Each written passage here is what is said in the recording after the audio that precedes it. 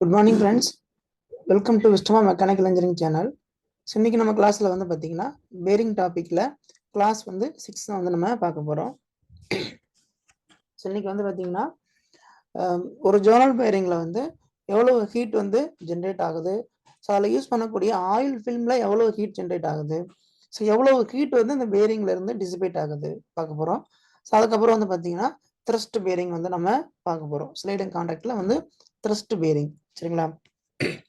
Okay, first வந்து பாத்தீங்கன்னா heat generated இன் ஏ Journal bearing பார்ப்போம், சரிங்களா? இப்போ ஒரு பேரிங்ல வந்து ஹீட் வந்து எப்படி ஜென்ரேட் ஆகும் அப்படின்னு பார்த்தோம்னா ரெண்டு விதத்துல வந்து ஜென்ரேட் ஆகுது. ஒன்று வந்து என்னன்னு பார்த்தீங்கன்னா ஃப்ளூயிட் லேயருக்கு நடுவில் உள்ள ஃப்ரிக்ஷன். ரெண்டாவது வந்து பார்த்தீங்கன்னா அந்த ரிலேட்டிவ் மோஷனை வந்து அலோவ் பண்றதுனால, சரிங்களா, அந்த சர்ஃபேஸ் அந்த ரிலேட்டிவ் மோஷனால என்ன ஆகுது அப்படின்னா இந்த ரெண்டு சர்ஃபேஸ்க்கு நடுவில் வந்து ஹீட் வந்து ஜென்ரேட் ஆகும், சரிங்களா? அப்போ இந்த ரெண்டு விதத்துல வந்து பார்த்தீங்கன்னா நமக்கு வந்து ஹீட் வந்து ஜென்ரேட் ஆகும். அப்போ பேரிங்ல வந்து ஜென்ரேட் ஆகக்கூடிய ஹீட்டை வந்து எப்படி சார் கண்டுபிடிக்கிறது அப்படின்னா ஒரு ஃபார்முலா இருக்கு. என்ன பார்த்தீங்கன்னா இந்த கொடுத்துருக்கேன் பாருங்க, பார்ப்போம். Mu into W into V. இதில் மியூங்கிறது என்ன அப்படின்னு பார்த்தோம்னா கோஎஃபிஷியன்ட் ஆஃப் ஃப்ரிக்ஷன். டபிள்யூங்கிறது வந்து பேரிங் மேல ஆக்ட் ஆகக்கூடிய லோடு, சரிங்களா? இதை வந்து நம்ம எப்படி கண்டுபிடிக்கலாம்? ஏற்கனவே ஃபார்முலா தெரியும் உங்களுக்கு, இருந்தாலும் சொல்றேன். Bearing pressure into area, projected area, சரிங்களா? எல் இன்ட்டு டி அப்படின்னு சொல்லுவோம்ல அது. இதுல விங்கிறது பார்த்தீங்கன்னா ரப்பிங் வெலாசிட்டி, சரிங்களா? Rubbing velocity. ஓகே, ஸோ இந்த ஃபார்முலா வந்து ஞாபகம் வச்சுக்கோங்க. ஓகே, இந்த ஃபார்முலா கேட்கலாம் அல்லது இந்த ஃபார்முலா வச்சு சம் கேட்கலாம். இப்போ பேரிங்ல இருந்து எவ்வளவு வந்து நமக்கு ஹீட் வந்து டிசிபேட் ஆகுது அப்படிங்கிறத நம்ம பார்க்குறோம், சரிங்களா? ஸோ இங்க வந்து பார்த்தீங்கன்னா நமக்கு வந்து கன்வெக்ஷனல் ஹீட் ட்ரான்ஸ்ஃபர் தான் ஃபார்முலா யூஸ் பண்றோம், சரிங்களா? பேரிங் சர்ஃபேஸ்ல இருந்து எவ்வளவு ஹீட் வந்து ஜென்ரேட் ஆகுது according to Newton law of cooling. நியூட்டனோட லா படி heat equal to HA into டெல்டின்னு படிச்சிருப்போம் தெர்மோடைனமிக்ஸ்ல. அதே தான் இங்க மாத்தி கொடுத்துருக்காங்க, சிஏ இன்ட்டு டெல்டி. இல்லை சிங்கிறது பார்த்தீங்கன்னா heat dissipation coefficient, heat transfer coefficient படிச்சோம்ல, அதுதான் அது ஹீட் டிசிபேஷன் கோஎஃபிஷியன்ட். இதோட யூனிட் என்ன இருக்கும்? Watt per metre square degree Celsius. Watt per metre square degree Celsius, சரிங்களா? ஓகே, இதுல ஏங்கிறது ப்ரொஜெக்டடு ஏரியா. இதுல வந்து டிபி, இந்த பி வந்து சஃபிக்ஸ்ல இருக்கு, சரிங்களா? டிபி அப்படிங்கிறது temperature of the bearing surface. டிஏங்கிறத அட்மாஸ்பியர் டெம்பரேச்சர். இதுல வந்து பாத்தீங்கன்னா இந்த ஹீட் ட்ரான்ஸ்ஃபர் கோஎஃபிஷியன்ட் இருக்கு இல்லையா, ஸோ இதுக்கு வந்து சம் ஆவரேஜ் வேல்யூ இருக்கு, சரிங்களா? என்ன அப்படின்னா ஸோ பேரிங்ல வந்து பாத்தீங்கன்னா நம்ம வென்டிலேஷன் கொடுக்கல, சரிங்களா, அன்வென்டிலேட்டட் பேரிங்கா இருக்கு அப்படின்னா இதோட ரேஞ்ச் வந்து 140 இருந்து 420 வரைக்கும் இருக்கும். சப்போஸ் வந்து ஒரு வெல் வென்டிலேட்டட் பேரிங்கா இருந்துச்சு அப்படின்னா இதோட ரேஞ்ச் வந்து பாத்தீங்கன்னா 490 to 1400 இருக்கும், சரிங்களா? வெல் வென்டிலேட்டட் அப்படின்னா நல்ல ஹீட் ட்ரான்ஸ்ஃபர் கோஎஃபிஷியன்ட் அதிகமா இருக்கும். பாருங்களேன், 490 to 1400 இருக்கு, சரிங்களா? ரைட், இந்த ஃபார்முலா ஞாபகம் வச்சுக்கோங்க. அதுக்கப்புறம் வந்து பாத்தீங்கன்னா இந்த டிஃபரன்ஸ் ஆஃப் டெம்பரேச்சர் பார்த்தோம் இல்லையா, என்னது அப்படின்னா பேரிங்குடைய சர்ஃபேஸ் டெம்பரேச்சருக்கும் அட்மாஸ்பியர்ல இருக்கு பார்த்தீங்களா, அட்மாஸ்பியர் டெம்பரேச்சருக்குள்ள டிஃபரன்ஸ் வந்து எப்படி எவ்வளவு எதுக்கு ஈக்குவலா இருக்கும் அப்படின்னா half the temperature difference between oil film temperature and surrounding temperature. இதுல T நாட்ங்கிறது ஆயில் ஃபில்ம், சரிங்களா? ஆயில் ஃபில்ம் உடைய டெம்பரேச்சர். ஓகேவா? ஒரு வெல் டிசைன்டு பேரிங்கா இருந்துச்சு அப்படின்னா இந்த ஆயில் ஃபில்மோட டெம்பரேச்சர் வந்து பார்த்தீங்கன்னா 60 டிகிரி செல்சியஸ்க்கு மேல இருக்கக்கூடாது, சரிங்களா? சப்போஸ் வந்து அதிகமா இருக்கு அப்படின்னா நம்ம என்ன பண்ணணும் அப்படின்னா கூலிங் பண்ணணும், சரிங்களா? அப்போ வந்து ஒரு வாட்டர் வந்து சர்க்குலேட் பண்ணி கூலிங் பண்ணணும் நம்ம, சரிங்களா? அப்போ ஆயில் ஃபில்ம்ல எவ்வளவு ஹீட் வந்து நமக்கு ஜென்ரேட் ஆகும், ஸோ அது எவ்வளவு வந்து டிசிபேட் பண்ணணும் பேரிங் சர்ஃபேஸுக்கு, சரிங்களா? அப்போ அதை வந்து நம்ம கண்டுபிடிக்கலாம். Heat taken away by the oil, சரிங்களா? அப்போ நம்ம எவ்வளவு ஆயில் யூஸ் பண்ணணும், எவ்வளவு மாஸ் வந்து நம்ம கண்டுபிடிக்கணும், மாஸ் வந்து யூஸ் பண்ணணும் அப்படிங்கிறத வந்து இந்த ஃபார்முலா வச்சு நம்ம கண்டுபிடிச்சிக்கலாம், சரிங்களா? இதுல வந்து பாத்தீங்கன்னா M into S into T. எம்ங்கிறது பார்த்தீங்கன்னா மாஸ் ஆஃப் த ஆயில், எஸ்ங்கிறது specific heat of the oil.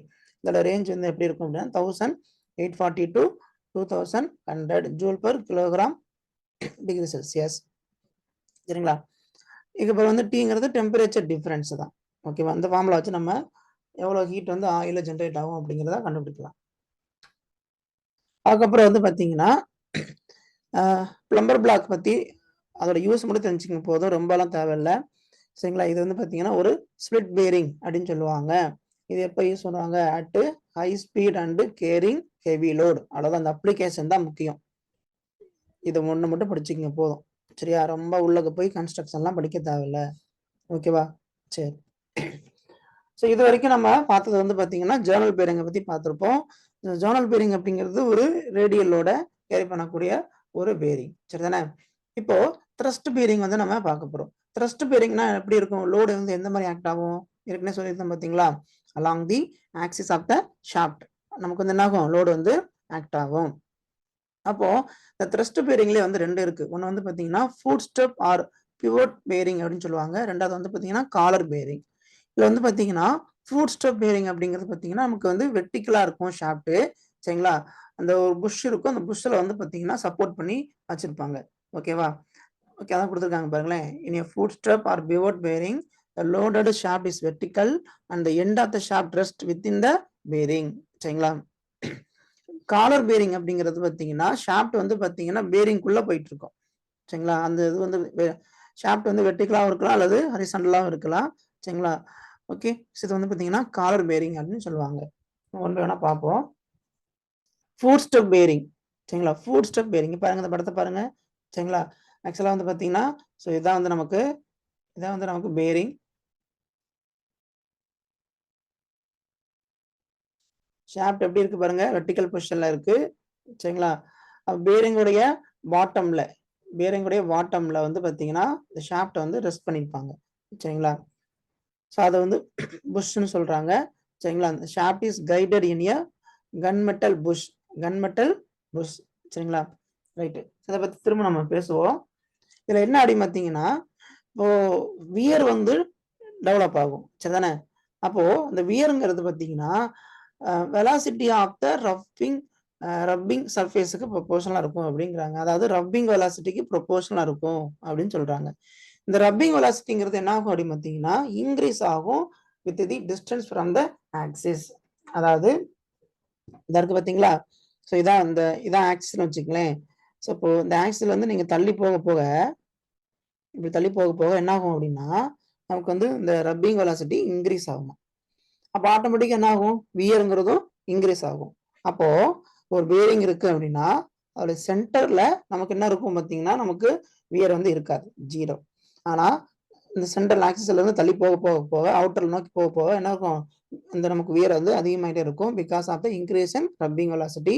So that maximum wear வந்து நமக்கு எங்க அக்கர் ஆகும் அப்படி பார்த்தீங்கன்னா அவுட்டர்ல அக்கர் ஆகும். சரிங்களா? அவுட்டர்ல அக்கர் ஆகும். இதெல்லாம் தான் கீ பாயிண்ட். இதெல்லாம் நீங்க கண்டிப்பா ஞாபகம் வச்சுக்கணும். Wear is proportional to rubbing velocity. அடுத்த point, rubbing velocity increases with distance from the axis. இது key point. There is maximum at outer radius. இது ரொம்ப முக்கியம். இந்த மூணாவது பாயிண்ட் ரொம்ப முக்கியம். There is maximum at outer radius, 0 at center. நல்லா ஞாபகம் வச்சுக்கணும். சரிங்களா? ரைட். இப்போ இதை வந்து சார் எப்படி சார் குறைக்கிறது? இந்த வியரை வந்து எப்படி சார் கொஞ்சம் காம்பன்சேட் பண்றது அப்படின்னு பார்த்தீங்கன்னா 2 மெத்தட் இருக்கு. அதுதான் வந்து பார்த்தீங்கன்னா இந்த படத்துல சொல்லியிருப்பாங்க. ஒன்று வந்து என்ன அப்படின்னு பார்த்தீங்கன்னா இந்த ஷாஃப்ட் இருக்கு பார்த்தீங்களா? அந்த ஷாஃப்டோட எண்டில் வந்து டைரக்டா வந்து ரெஸ்ட் பண்ணாம சில பிளேட்ஸ் வந்து டிஸ்க் வந்து வச்சிருப்பாங்க. டிஃப்ரெண்ட் மெட்டீரியல் உள்ள டிஸ்க் பார்த்தீங்கன்னா இங்க கொடுத்துருக்காங்க பார்த்தீங்களா? இங்க வந்து பார்த்தீங்கன்னா காம்பினேஷன் கொடுத்துருக்காங்க பாருங்க, steel disk and France disk. இந்த மாதிரி பார்த்தீங்கன்னா ஆல்டர்னேட்டா வந்து சில டிஸ்கை வச்சு அது மேல என்ன பண்ணுவாங்கன்னா ஷாஃப்ட்டை வந்து அது மேல வந்து ஷாஃப்ட் வந்து வைப்பாங்க. இதனால வந்து பாத்தீங்கன்னா அந்த எண்டு வியரை வந்து குறைக்கலாம் அப்படின்னு சொல்றாங்க. இன்னொரு மெத்தட் வந்து என்ன பார்த்தீங்கன்னா கவுண்டர் போரிங். ஷாஃப்ட்ல வந்து பாத்தீங்கன்னா கவுண்டர் போர் பண்ணிடுவாங்க எண்டுல வந்து. சரிங்களா? கவுண்டர் போரிங் தெரியுங்களா உங்களுக்கு? கொஞ்சம் ஹோல் பண்றது. சரிங்களா? அப்போ அதோட ரேடியஸ் வந்து பாத்தீங்கன்னா ஸ்மால் ஆர் அப்படின்னு நம்ம வச்சுக்கிறோம். சரிங்களா? அப்ப இது மூலமும் என்ன பண்ணலாம் அப்படின்னா வியரை வந்து குறைக்கலாம், எண்டு வியரை அப்படின்னு சொல்றாங்க. ஓகேவா? சரி. இப்போ வந்து பேரிங்ல வந்து ப்ரெஷர் வந்து யூனிஃபார்மா ஆக்ட் ஆகுது அப்படின்னு நம்ம எடுத்துக்கிட்டோம் அப்படின்னா அதோடைய ஃபார்முலா என்ன? Bearing pressure formula load by area. இப்போ வந்து ஏரியாங்கிறது என்னது பை ஆர் ஸ்கொயர் சரிங்களா, பை ஆர் ஸ்கொயர். அப்போ எவ்வளவு வந்து டோட்டல் ஃபிரிக்ஷனல் டார்க் வந்து டெவலப் ஆகும் அப்படின்னு பார்த்தோம்னா 2/3 μW ஆர். இதெல்லாம் ஃபார்ம்ல ஞாபகம் வச்சுக்கணும், இதெல்லாம் தான் கேட்பாங்க. இது வந்து பேரிங் அப்படின்னா பாருங்க, bearing pressure is uniformly distributed அப்படின்னா 2/3 μW ஆர் சரிங்களா. ஆருங்கிறது ரேடியஸ். ரைட். அப்போ எவ்வளவு பவர் வந்து லாஸ் ஆகும் அப்படின்னு பார்த்தோம் அப்படின்னா டியூ டு ஃபிரிக்ஷன். இந்த ஃபார்முலா தான் 2π×10⁻⁶. இந்த டீங்கிறது நம்ம கண்டுபிடிச்சோம்ல ஃபிரிக்ஷனல் டார்க். இந்த டார்க் வந்து அப்ளை பண்ண வேண்டியதுதான் சரிங்களா. ரைட். சப்போஸ் வந்து நம்ம கவுண்டர் போர் பண்றோம் அப்படின்னா அங்க வந்து ஒரு ஹோல் விழுந்திருக்கும் இல்லையா, இப்போ அதோட ரேடியஸை நம்ம என்ன பண்ணணும் கன்சிடர் பண்ற மாதிரி இருக்கும். அப்போ சப்போஸ் வந்து நீங்க எண்ட்ல கவுண்டர் போர் பண்ணியிருந்தீங்கன்னா அப்போ வந்து bearing pressure formula W/π capital R square minus small R square சரிங்களா. ஓகே. அப்போ இந்த இடத்துல வந்து பார்த்தீங்கன்னா நமக்கு வந்து கேபிட்டல் ஆர் அப்படிங்கிறது ரேடியஸ் ஆஃப் த ஷாஃப்ட் இல்லையா, பாருங்க radius of the shaft. Small ஆருங்கிறது அந்த கவுண்டர் போரிங் பண்ணியிருக்கோம் இல்லையா அந்த அதோடைய ரேடியஸ். ரைட்.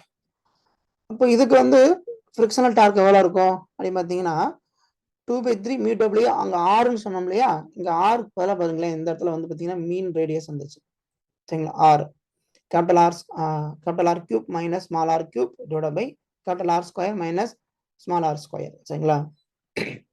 அங்க வந்து பார்த்தீங்கன்னா போரிங் கிடையாது, கவுண்டர் போரிங் கிடையாது. கவுண்டர் போரிங் இருக்கிறதுனால இதை எனக்கு கன்சிடர் பண்றோம் நமக்கு சரிங்களா. இந்த டைம் பாருங்க கவுண்டர் போர்னா இந்த ஃபார்முலா வந்துடும், நல்லா ஞாபகம் வச்சுக்கணும் சரிங்களா. இப்போ வந்து பாத்தீங்கன்னா எவ்வளவு வந்து பேரிங் ப்ரெஷர் வந்து நம்ம அலோவ் பண்ணிக்கலாம் ஃபுட் ஸ்டெப் பேரிங்க்கு கொடுத்துருக்காங்க இந்த டேபிளேஷன் சரிங்களா. இதெல்லாம் மனப்பாடம் பண்றது கஷ்டம் தான். லைட்டா போகும்போது என்ன பண்ணுங்க அப்படின்னா பார்த்துட்டு போங்க. எக்ஸாமுக்கு மோஸ்ட்லி கேட்க மாட்டாங்க, நம்ம கரகத்துக்கு கேட்டாலும் கேட்க வாய்ப்பு இருக்கு சரிங்களா. அதனால லைட்டா போகும்போது வந்து பார்த்துட்டு போங்க, அவ்வளவுதான். என்ன அப்படின்னா for rubbing speed 15 to 60 meter/minute இருந்துச்சுன்னா bearing pressure such that product of pressure and velocity less than or equal to 42 இருக்கணுமா. அதுக்கப்புறம் ரப்பிங் ஸ்பீட் வந்து 60 meter/minute அதிகமா இருந்துச்சுன்னா ப்ரெஷர் வந்து should not exceed 0.7 Newton/mm². Intermediate சர்வீஸா இருக்கு அப்படின்னு பார்த்தீங்கன்னா அங்க வந்து 10.5. இது வேணா வச்சுக்கலாம். இன்டர்மீடியட் சர்வீஸ் இதெல்லாம் கேட்டிருக்காங்கன்னு நினைக்கிறேன். இன்டர்மீடியட் சர்வீஸ் அப்படின்னா பேரிங் ப்ரெஷர் வந்து 10.5 Newton/mm². ஸ்லோ ஸ்பீடு சரிங்களா, very slow speed bearing pressure வந்து மேக்ஸிமம் எவ்வளோ வரைக்கும் வச்சுக்கலாம், 14 வரைக்கும் வச்சுக்கலாம். இந்த சி பாயிண்ட் டி பாயிண்ட் கொஞ்சம் வச்சுக்கோங்க சரிங்களா, இது கேட்க வாய்ப்பு இருக்குன்னு நினைக்கிறேன். Coefficient of friction for foot step bearing வந்து எவ்வளோ இருக்கும் அப்படின்னு பார்த்துக்கிங்கன்னா 0.015 சரிங்களா. ரைட். அடுத்து வந்து காலர் பேரிங் பார்க்குறோம் சரிங்களா.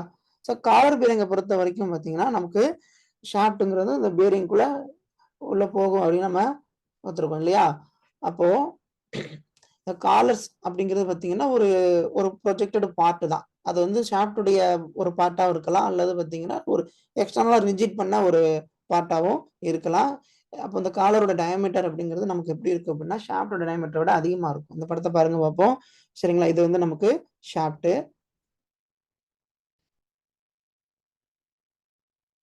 சரிங்களா. இந்த இருக்கு பார்த்தீங்களா. இது வந்து காலர், இது வந்து காலர் சரிங்களா. நம்பர் ஆஃப் காலர் இந்த இடத்துல வச்சிருக்காங்க. ஓகே. அப்போ இந்த இந்த இடத்துல வந்து பாத்தீங்கன்னா இந்த காலருடைய டயமீட்டர் வந்து அதிகமாக தான் இருக்கும் when compared to ஷாஃப்டோட டயமீட்டர். எவ்வளவு சொல்லியிருக்காங்க பாருங்களேன். Outer diameter of the collar வந்து எவ்வளவு இருக்கணுமானா 1.4 to 1.8 times of the inner diameter of the collar. Inner diameter எதுக்கு ஈக்குவலா இருக்கும் அப்படின்னு பார்த்தீங்கன்னா ஷாஃப்டோட டயமீட்டருக்கு ஈக்குவலா இருக்கும். அதுக்கப்புறம் வந்து காலோட திக்னஸ் வந்து எவ்வளவு இருக்கும் அப்படின்னா 1/6 ஆஃப் த டயமீட்டர் தான் ஷாஃப்ட் இருக்காங்க. ஒரு காலருக்கும் இன்னொரு காலருக்கும் நடுவில் கேப் எவ்வளவு இருக்கும் அப்படின்னா 1/3 இருக்கணும். 1/3 ஆஃப் த டயமீட்டர் தான் ஷார்ட் இருக்காங்க. இது லைட்டா படிச்சுட்டு போங்க போதும் சரிங்களா, ரொம்பலாம் வந்து ஒரி பண்ணாதீங்க. ரைட். அப்போ இப்போ வந்து இங்கே இருந்து ப்ரெஷர் வந்து யூனிஃபார்மா டிஸ்ட்ரிபியூட் ஆகுது நம்ம எடுத்துக்கிட்டோம் அப்படின்னா பேரிங் ப்ரெஷர் ஃபார்முலா வந்து பார்த்தீங்கன்னா W/N/π/R² capital R square minus small R square. என்னங்கிறது பார்த்தீங்கன்னா நம்பர் ஆஃப் காலர்ஸ் சரிங்களா. அதுக்கப்புறம் வந்து ஃபிரிக்ஷனல் டார்க் ஃபார்முலா வந்து பார்த்தீங்கன்னா இந்த ஃபார்முலா சரிங்களா, ஞாபகம் வச்சுக்கோங்க. அதுக்கப்புறம் வந்து பார்த்தீங்கன்னா இதுல எவ்வளவு சார் இருக்கும் கோஎஃபிஷியன்ட் ஆஃப் ஃபிரிக்ஷன் அப்படின்னு பார்த்தீங்கன்னா 0.03 to 0.05. அங்க எவ்வளவு இருந்துச்சு பாருங்களேன், இங்க எவ்வளவு இருந்துச்சு 0.015, 0.03. சரிங்களா? சரிங்களா? ரைட்.